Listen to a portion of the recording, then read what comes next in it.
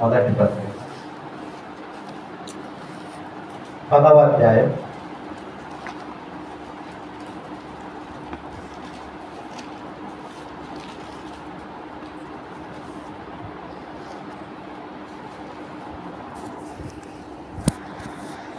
10వ అధ్యాయం 1 నుంచి 4 వరకు మనం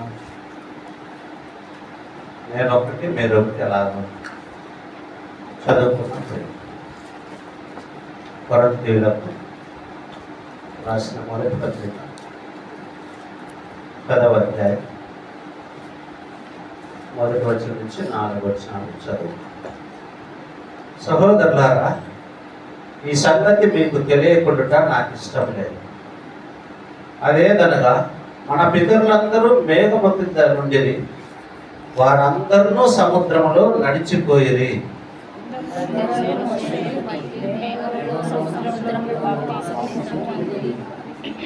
అందరూ ఆత్మ సంబంధమైన ఒకే ఆహారమును భుజించిరి. అందరూ ఆత్మ సంబంధమైన ఒకే పానీయమును పానము చేసిరి. ఏలైనగా తమ్మును వెంబడించిన ఆత్మ సంబంధమైన బండలోనిది త్రాగిరి. ఆ బండ క్రీస్తే. మరొక్కసారి 4వ వచనాన్ని 3-4 మరొకసారి చదువు.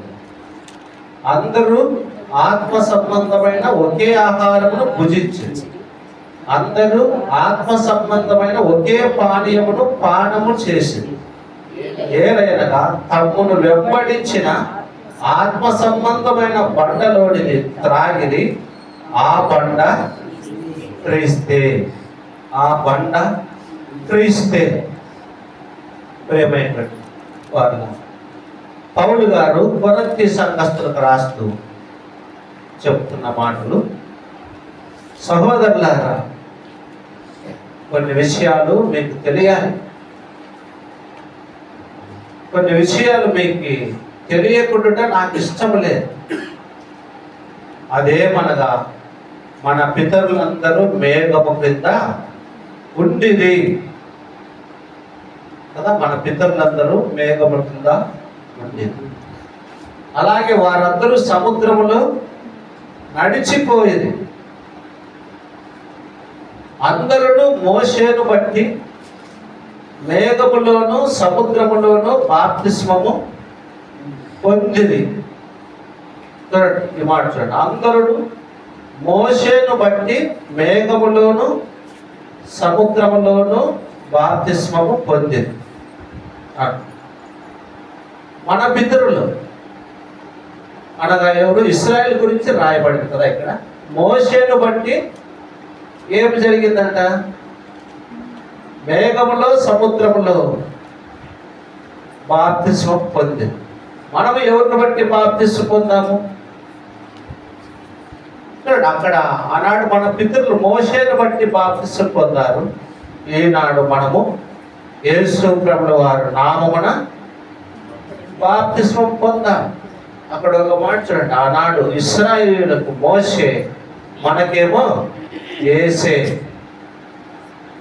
మోషే ఆనాడు ఇశ్రాయేలులకు మోషే, ఆయనను బట్టి ఆయన నాయకత్వంలో అలాగవారు బాప్తిస్మం పొందినట్టుగా చూస్తుంది. సరే, అయితే 3వ వచనము, అందరూ ఆత్మ సంబంధమైన ఒకే ఆహారమును భుజించిరి.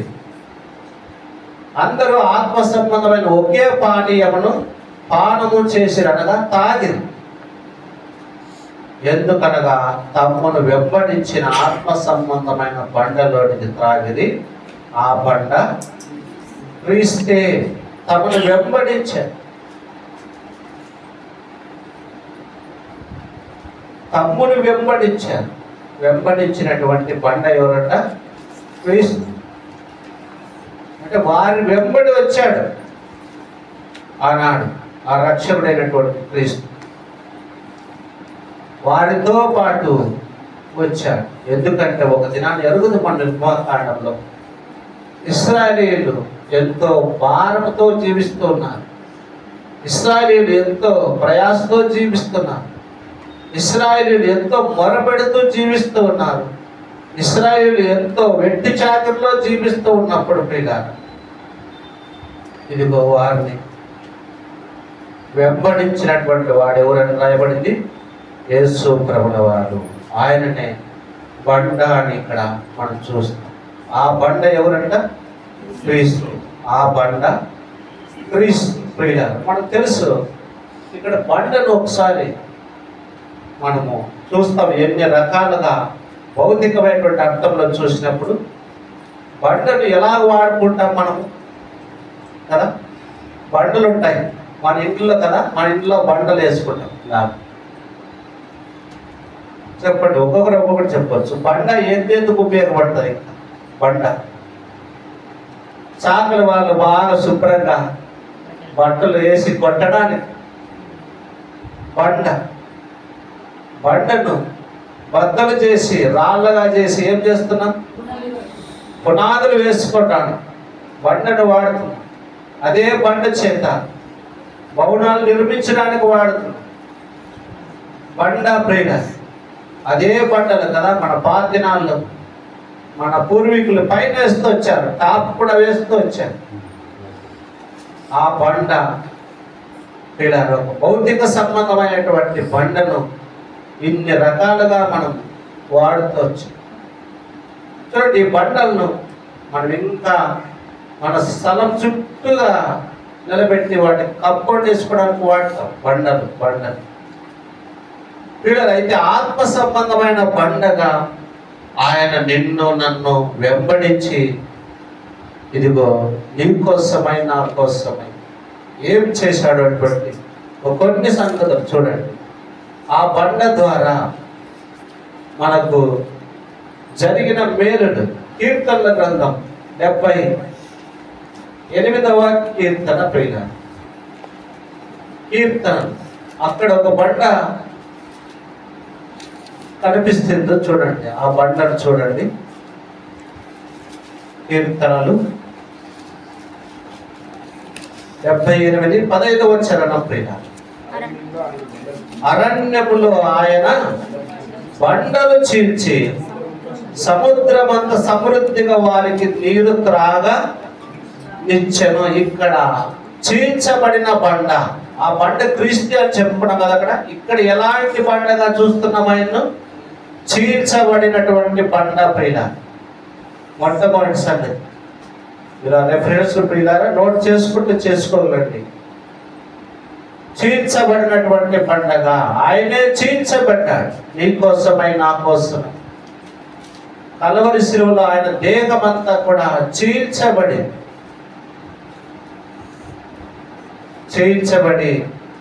ఆయన దేహంలో నుంచి రక్తం ప్రవహించినట్లుగా చూస్తుంది.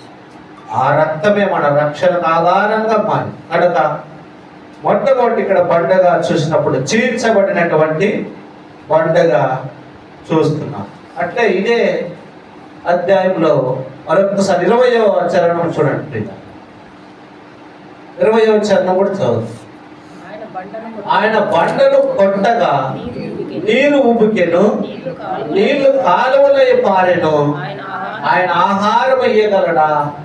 ఆయన తన ప్రజలకు మాంసము సిద్ధపరచగలడా అని వారు చెప్పుకున్నది కదా. ఇక్కడ కనిపించే బండ ఎలాంటి బండ? కొట్టబడిన బండ. అక్కడ చీల్చబడినటువంటి బండగా చూసాం. ఆ బండే యేసు ప్రభువు. ఇక్కడ కొట్టబడినటువంటి బండ కదా. ఆయన కొట్టబడ్డాడు నీ కోసమై నా కోసం. నీ శాపము నా శాపం, నీ పాపము నా పాపం, రావలసిన శిక్ష అంతా కూడా ఆయనే పొందాడు. 1 తక్కువ 40 కొరడా దెబ్బలు తిన్నాడు ఆయన. అందుకోసమే ఆయన కొట్టబడినటువంటి బండగా మనం చూస్తాం కదా. మొదటి అక్కడ చూసినప్పుడు చీల్చబడినటువంటి బండగా చూసాం. ఇక్కడ చూసినప్పుడు మరి ప్రియుల కొట్టబడినటువంటి బండగా మనము చూస్తూ వచ్చాం. ఇట్లా ఎన్నికలండి కొద్దిగా ఇంకా నిర్గమకాండలోకి వస్తే ఆయన ఎలాంటి బండగా మనకు కనిపిస్తాడో చూద్దాం. చూడండి, మూడవ సంగతి చూద్దాం. అక్కడ కూడా ఆయన ఎట్టి బండాయి ఉన్నాడు. ఎలాంటి బండాయి ఉన్నాడు? 33వ అధ్యాయం నిర్గమకాండం 21వ వచనం ప్రియులారు తీసిన వారు చదువుదాము. మరియు యెహోవా ఇదిగో నా సమీపమున ఒక స్థలం ఉన్నది. ఇదిగో నా సమీపమున ఒక స్థలం ఉన్నది. నీవు ఆ బండ మీద నిలవవలెను. చాలు ప్రియులారు,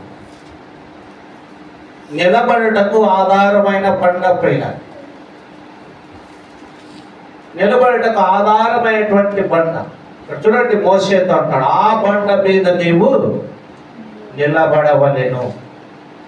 నిన్ను నన్ను నిలబెట్టేటువంటి బండ యేసు ప్రభుల వారు.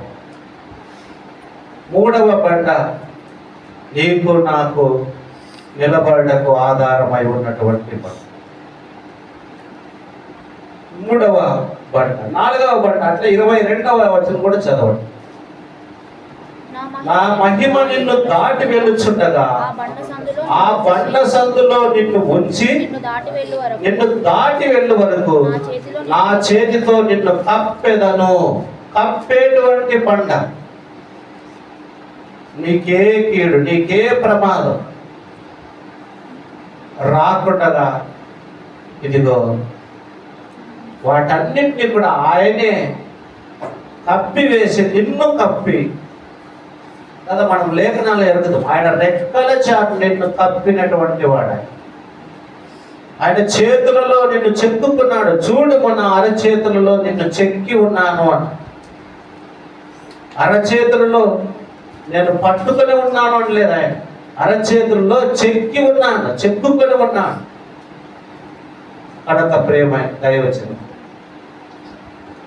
ఆయన చేయించబడినటువంటి బండగా నీ జీవితంలో, నా జీవితం ఆయన నీ కోసమై నా కోసమై కొట్టబడినటువంటి బండగా మనం చూసుకోవచ్చు.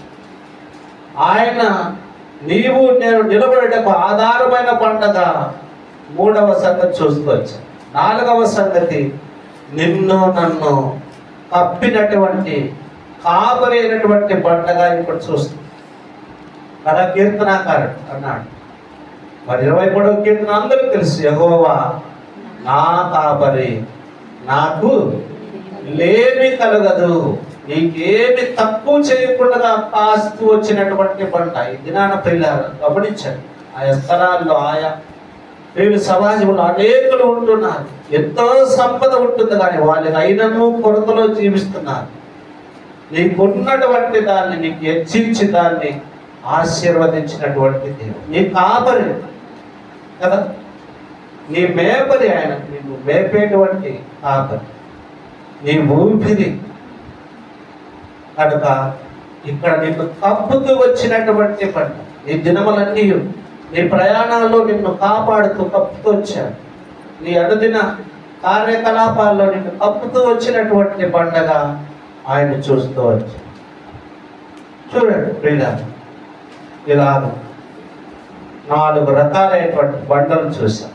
తర్వాత ఇంకో కొద్దిగా ముందుకెళ్దాం. చూడండి, మత్తయి సువార్తలోకి వెళ్తే అక్కడ కూడా ఒక మాట చూద్దాం. ఆయన ఎలాంటి బండగా నీకుంటూ వచ్చాడో చూద్దాం. మత్తయి సువార్త 7వ అధ్యాయం. మత్తయి సువార్త 7వ అధ్యాయం 24 నుంచి చదువుదాం. కాబట్టి నా మాటలు విని వాటి చొప్పున చేయి ప్రతి వాడును బండ మీద తన ఇల్లు కట్టుకొనిన బుద్ధిమంతుని పోలి ఉండును. వాన కురిసెను, వరదలు వచ్చెను, గాలి విసిరి ఆ ఇంటి మీద కొట్టెను, కానీ దాని పునాది బండ మీద వేయబడ్డ కనుక అది పడలేదు. చాలు, ఇదిగో పడిపోకుండా కాపాడేటువంటి బండ. ఇప్పుడు చూస్తూ వచ్చాం, వాన కురిసెను, వరదలు వచ్చెను, గాలి విసిరి ఆ ఇంటి మీద కొట్టెను, కానీ దాని పునాది ఎక్కడ వేయబడిందంట? బండ మీద వేయబడింది. నీ ఆత్మీయ జీవితం, నీ రక్షణ జీవితం, నా రక్షణ జీవితం ఎక్కడ వేయబడింది? బండ అనేటువంటి క్రీస్తు పైన పునాది వేయబడి మనం కట్టబడినటువంటి వారు ప్రియ. గాలి వచ్చెను, చూడండి, వాన కురిసెను, ఇంటి మీద కొట్టెను. ఈ 3 పరిస్థితులు ఎదురవుతున్నాం మన ఆత్మీయ జీవితం. వాన వచ్చాను, వాన వచ్చినప్పుడు మన పునాది బండ పైన ఉంది కనుక, మన రక్షణ అనేటువంటి పునాది బండ పైన ఉంది కనుక ఆ గృహము పడిపోలేదు. ఈ రక్షణ గృహం పడిపోలేదు. మరి అంతేకాదు, వరదలు వచ్చాను, వరదలు వచ్చినప్పుడు, ప్రవాహం మారినప్పుడు నేల మీద లేదు. ఈ రక్షణ పునాది క్రీస్తు అనేటువంటి బండపై ఉంది కనుక ఆ ప్రవాహంలో గట్టిగా నిలబడేది ప్రేమ. గాలి విసిరేను, గాలి, వాన, వరద కనుక వీటన్నిటినీ గురించి కూడా నువ్వు పడిపోకుండా, నువ్వు జారిపోకుండా, నువ్వు తొలగిపోకుండా నిన్ను నన్ను మరి యేసు అనే బండ పైన ఆయన కట్టి, ఈ రక్షణ, నా రక్షణ ఆ క్రీస్తు అనే బండ పైన కట్టాడు కనుకనే అది నిలబడి ఉంది. కనుక పునాది వేయబడినటువంటి బండ కనుక, బండ మీద వేయబడిన కనుక అది పడలేదు. పడిపోకుండా నిలబెట్టినటువంటి బండ ప్రియ. గాలివానకు, వరదలకు పడిపోకుండా నిలబెట్టినటువంటి బండ యేసు ప్రభుల వారు అనేటువంటి బండ ప్రియ. తర్వాత ఇప్పుడు ఎన్నైనాయి? 5, 6 5. మరొక బండని చూద్దాం. చూడండి ప్రియ, మార్కు సువార్త. ఇది మార్కు సువార్త 15వ అధ్యాయం. మార్కు సువార్త 15వ అధ్యాయం 46వ వచనం పైన. అతడు నారబట్టకొని ఆయనను దింపి ఆ బట్టతో చుట్టి బండలో తొలిపించిన సమాధి యందు ఆయనను పెట్టి ఆ సమాధి ద్వారమునకు రాయి పొర్లించెను. ఇక్కడ ఒక బండ కనిపిస్తుంది ప్రియులారా, తొలిపించినటువంటి బండ. తొలిపించినటువంటి బండ కదా మనం చూస్తాం. తొలిపించడం అంటే ఒక ప్రత్యేకమైన ఏర్పాటు కోసం వాటిని తయారు చేస్తారు. ఆ బండను కదా రాళ్ళు తొలిపిస్తారు, వాటిని ప్రత్యేకంగా వాడుకోవడానికి.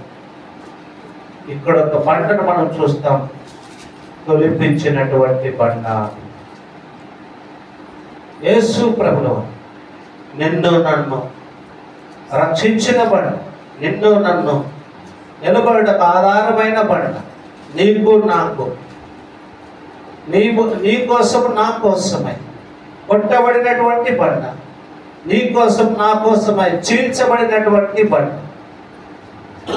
నీ కోసమై నా కోసమై తొలిపించినటువంటి బండ.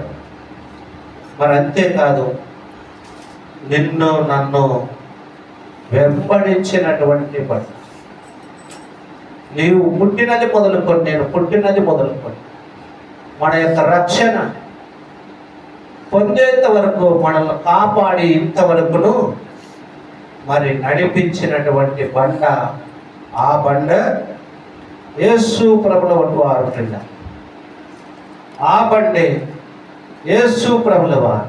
ఆ బండ అయినటువంటి నీ పైన, నా పైన ఆయన సంఘం అనే పునాదులు నిర్మించక ఏర్పరచబడినటువంటి బండవు నీవు అని పేతురుతో కూడా అన్నటువంటి చివరి మాట చూసుకొని ప్రియులారా, ఆయన్ను, ఆ బండ అయినటువంటి క్రీస్తును మనము ఆరాధించి గణపరుస్తాం. చూడండి మత్తయి సువార్త 16వ అధ్యాయం చివరి మాటగా ప్రియులారా, మత్తయి సువార్త 16వ అధ్యాయం, మత్తయి సువార్త 16వ అధ్యాయం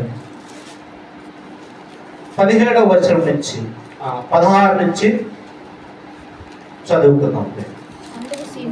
అందుకు సీమోను పేతురు, నీవు సజీవుడవగు దేవుని కుమారుడైన క్రీస్తు అని చెప్పెను.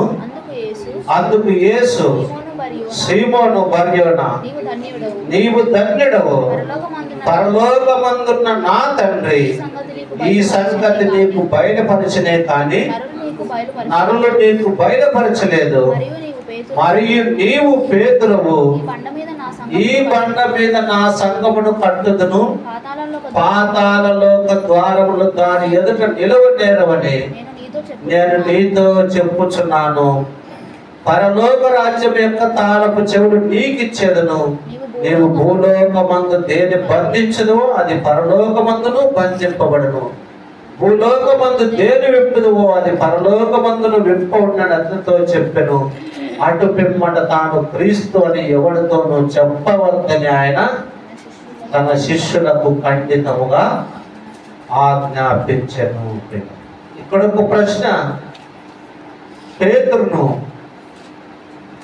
అడిగినాడు యేసు ప్రభువు వారు. పేతురు ప్రియులారా, ఆయనకి ఒక మంచి బిరుదులు ఉన్నాయి కదా. ఆయన దుడుకు పేతురు అంటే బిరిబిరి మాట్లాడతాడు, తర్వాత నాలుగు ఖర్చుకుంటాడు. ఆయన పని అంతా ఇది. చాలాసార్లు ఆయన మాట్లాడతాడు, అనాలోచితంగా మాట్లాడి ఆ తర్వాత పశ్చాత్తాపడడం ఆయన జీవితం. యేసయ్య నీకోసం అవసరమైతే నా ప్రాణాలు ఇస్తానన్నాడు. కానీ చివరికి చిన్న పిల్లలతో కూడా అబద్ధం చెప్పాడు ఆయన కోసం కదా. ఆయన ఆ యొక్క కొండపైకి ఎక్కినప్పుడు, దేవా మనం ఇక్కడ మన కోసం పర్ణశాలలు కట్టుకుందాం అని అంటూ వచ్చాడు. ఆయన త్వరగా మాట్లాడటం ప్రతి చోట అనాలోచన. పేతురు అలాగూ ఆయనతో ఒక ప్రశ్న వేశాడు చివరిగా. పేతురు, అసలు నేను ఎవరు అనుకుంటున్నాను ప్రజలంతా అలా 15వ వచనం. అందుకు ఆయన, మీరైతే నేను ఎవరినని చెప్పుకొనుచున్నారని వారిని అడిగాను. సరే, మనుష్య కుమారుడు మొదట పైన రాశాడు, జనాలంతా ఏమనుకుంటున్నారు మనుష్య కుమారుడు అంటే. వాళ్ళు అన్నారు కొందరు, అయ్యా బాప్తిస్మం ఇచ్చే యోహానని అనుకుంటున్నారు మిమ్మల్ని. మరి కొందరు అనుకుంటున్నారు ప్రవక్తల్లో ఒకడని, మరి ఏలియా అని, ఇర్మియా అని కొందరు అంటున్నారు. మరి మీరేమని అనుకుంటున్నారంటే అప్పుడు మరి పేతురు అంటున్నాడు, నీవు సజీవుడు వగు దేవుని కుమారుడు అయిన క్రీస్తువు. అయ్యా నీవు సజీవుడవు, నీవు దేవుని కుమారుడవు, నీవు క్రీస్తువు. సజీవుడు ఆయన నిన్న నేడు రేపు ఏకరీతిగా ఉన్నాడు. ఆయన తరతరాల్లో మారినటువంటి దేవుడు, ఆయన మార్పు చెందినటువంటి దేవుడుగా ఉంటూ వచ్చాడని అక్కడ పేతురు సాక్ష్యమిస్తూ, అందుకు యేసు అంటున్నాడు, నీవు ధన్యుడవు, నీకు ఈ సంగతి బయలుపరిచింది పరలోకమందున్న నా తండ్రి. ఈ సంగతి నీకు బయలుపరిచాడే కానీ మనుషులు బయలుపరచలేదు. ప్రియమైన దైవజన్మ, నీవు నేను రక్షణను సంపాదించుకున్నటువంటిది దేవుడు బయలుపరిస్తేనే నీకు నాకు రక్షణ వచ్చింది. మనుషులు సువార్త ద్వారా ప్రకటించబడి రక్షణ పొంది ఉండవచ్చు, కానీ ఆయన ఆకర్షించాడు కనుకనే నీవు రక్షణ లేకొచ్చావు కదా. ఆయన అంటాడు కదా, ఇదిగో నేను ఆకర్షిస్తే తప్ప ఎవరు నా యొద్దకు రారు, నేను ఆకర్షిస్తే తప్ప ఎవరు నా యొద్దకు రారు అన్నా. కనుక ఆయన ఆకర్షించాడు నిన్ను నన్ను. అయితే పేతురుతో అంటున్నాడు, పేతురు ఈ బండ మీద నా సంఘమును కట్టుదును. ఈ బండ అనగా యేసు ప్రభువు వారు అనేటువంటి ఆ బండపై సంఘము కట్టబడేది. ఒక దినాన సంఘమే ఎత్తబడేది. నీ వ్యక్తిగతంగా, నీ కుటుంబాలుగా కాదు ప్రియ. సంఘం ఎత్తబడుతుంది, ఆయన తిరిగి రెండవసారి రాబోతున్నాం. ఇంకా ప్రియమైన దైవజనం, ఎవరైనా బండ అనేటువంటి క్రీస్తు లేకుండా, క్రీస్తు ఇచ్చినటువంటి శాశ్వత నిత్య రక్షణ లేకుండా ఉంటే ఇదే మిక్కిలి అనుకూలమైన సమయం. ఆ రక్షణను నిరర్థకం చేసుకున్నవారు దుర్దినములు రాకమునిపే కదా. ప్రసంగి గ్రంథంలో అంటున్నాడు, ఇదిగో దుర్దినములు రాకమునిపే. ఇక నాకు సంతోషం లేదు, నాకు సమాధానం లేదు అని చెప్పే దినములు రాకమునిపే ఇదే మిక్కిలి అనుకూలమైన సమయం. ఇంకా నీకు అట్టి నిత్య రక్షణ, ఆ బండ అయినటువంటి క్రీస్తు యొక్క రక్షణ నీకు లేకపోతే నువ్వు ఈ క్షణమందే, ఈ సమయంలోనే ఆ రక్షణను పొందుటకు వేగిరపడి, ఇదే మిక్కిలి అనుకూలమైన సమయం. ఎదిగి ఆ రక్షణను సంపాదించుకొని నిత్య రాజ్యమును స్వతంత్రించుకోవడమని మనం చేస్తున్నాం. కనుక ఇదిగో నీవు నేను కట్టబడినటువంటి, కొట్టబడినటువంటి, చీల్చబడినటువంటి ఆ బండ, కప్పబడినటువంటి ఆ బండకి ఇదిగో స్థిరంగా నిలబెట్టబడినటువంటి ఆ క్రీస్తు అనేటువంటి బండపై నీ రక్షణ పునాదులు, నా రక్షణ పునాదులు వేయబడి, ఇదంతా క్రీస్తు ప్రభువు వారి శిలువ ధ్యానం ద్వారా ఇది సాధ్యమైంది. కనుక అట్టి శిలువ కార్యం జ్ఞాపకం చేసుకుని, ప్రియమైన సహోదరి సహోదరుడు, నీకోసమే ఆయన కొట్టబడి, నీకోసమే ఆయన చీల్చబడ్డాడు, నీకోసమే ఆయన తొలచబడ్డాడు